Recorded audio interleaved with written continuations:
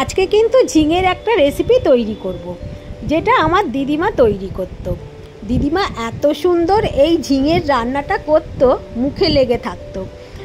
এটা আমি দুধ ঝিঙে করছি, কিন্তু দিদিমা এই দুধ ঝিঙের মধ্যে একটা উপকরণ যোগ করতো, যেটা দিলে এর স্বাদ একদম 100 ভাগ বেড়ে যেত। চলুন দেখে নিই কীভাবে তৈরি করব। হ্যালো বন্ধুরা, সম্পাস ক্রিয়েশনে আপনাদের সকলকে স্বাগত। আজকে যে ঝিঙেটা তৈরি করব, তার জন্য ঝিঙের খোলাগুলো ছাড়িয়ে ঝিঙেটা একটু বড় বড় সাইজ করে কেটে নিচ্ছি। এখানে আমি বড় বড় সাইজ করে কাটছি, আপনারা ইচ্ছা করলে ছোটও কাটতে পারবেন। দেখুন আমি এরাম করেছি। সব ঝিঙে কেটে ভালো করে জলে ধুয়ে নেব। এখন কড়াইতে সর্ষের তেল দিলাম, দিয়ে এতে কয়েকটা বড়ি ভেজে নেব। এতে বড়ি দিলে খেতে খুবই সুস্বাদু হয়। বড়িগুলো একটু লাল লাল করে ভেজে নেব। তো বড়ি লাল লাল করে ভাজা হয়ে গিয়েছে, সমস্ত বড়ি এখন আমি তুলে নিচ্ছি। তো বড়িগুলো তুলে নেবার পরে এতে আমি আলু ভাজবো। আলুগুলো একটু মোটা মোটা সাইজ করে কেটেছি।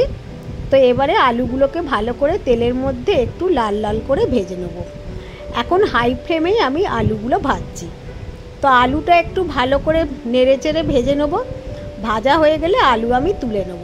আলু এখন ভাজা হয়ে গিয়েছে, তুলে নিলাম। এবার দিলাম এতে গরম মশলার মধ্যে ছোটো এলাচ আর অল্প একটু দারচিনি, কাঁচা লঙ্কা দুটো, আর এখানে দিয়েছি আমি মৌরি। মৌরিটা গোটা নয়, এটা হাফ ভাঙা আছে, একদম গুঁড়ো নয়। এবারে ফোড়নটা হয়ে যাবার পর ঝিঙে দিয়ে দিয়েছি। ঝিঙেগুলোকে একটু ভালো করে ভাজতে হবে। এখনও আমি হাই ফ্লেমেই ঝিঙেগুলোকে ভাজছি। এবার একটু পরিমাণ মতো নুন দিয়ে দেবো আর ভাজা আলুগুলো। নুন দেবার পরই নাড়তে নাড়তে দেখবেন ঝিঙের থেকে জল বেরোতে শুরু করে দিয়েছে। পরিমাণ মতো একটু হলুদ দিয়েছি।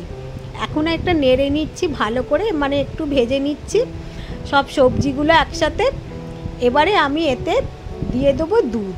এতে আমি একটা বড় গ্লাসের হাফ গ্লাস দুধ দিয়েছি। এতে কিন্তু জল দেবো না। আর এতে দেবো মৌরি গুঁড়ো। যে মৌরিটা আমি ফোড়নে দিয়েছি সেটাই 1 চামচ দিয়েছি, আর দিয়েছি ছোটো চামচের 1 চামচ লঙ্কা গুঁড়ো। একটু ঢাকা দিয়েছিলাম, ফুটে গেছে ভালো করে। এবার বড়িগুলো দিয়ে দিলাম। এটা একটু ভালো করে ফুটিয়ে নিলেই এখন এটা রেডি হয়ে যাবে। আলুগুলো দেখুন সিদ্ধ হয়ে গেছে। আলু সিদ্ধ হলেই ঝিঙে সিদ্ধ হয়ে যাবে, কারণ ঝিঙে সবার আগেই সিদ্ধ হয়ে যায়, খুব নরম সবজি। তো আলু সিদ্ধ হয়ে গেছে। এবারে আমি গ্যাসটা অফ করে দিয়েছি।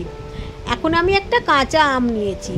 কাঁচা আমটার খোলা ছাড়িয়ে নিয়েছি। এটা একটু গ্রেট করে নেবো, একদম মিহি বাটার মতো এটা গ্রেট হয়ে যাবে। এইটাতে করে করি আমি, একদম গোটা আমটা করব না। অল্প খানিকটা আম আমি এখানে গ্রেট করেছি। দেখুন একদম বাটার মতো হয়ে গিয়েছে। এই আমটা আমি এতে ব্যবহার করব। এটাই একটা সিক্রেট উপকরণ, কিভাবে এই কাঁচা আমটা এই দুধ দিয়ে ঝিঙেটা তৈরি করেছি তার মধ্যে ব্যবহার করব। এটা একদম ঠান্ডা করে নিতে হবে।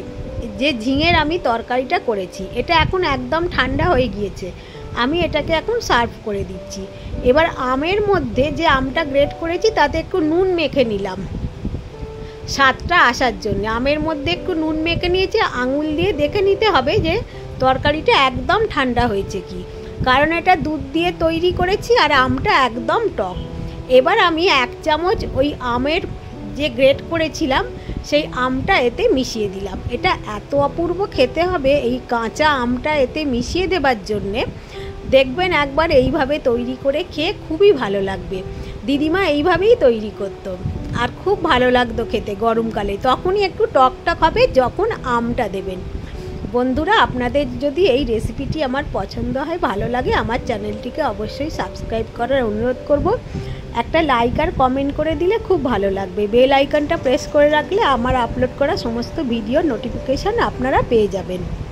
সবাই ভালো থাকবেন, সুস্থ থাকবেন। আবার দেখা হবে পরের কোনো এপিসোডে। ধন্যবাদ।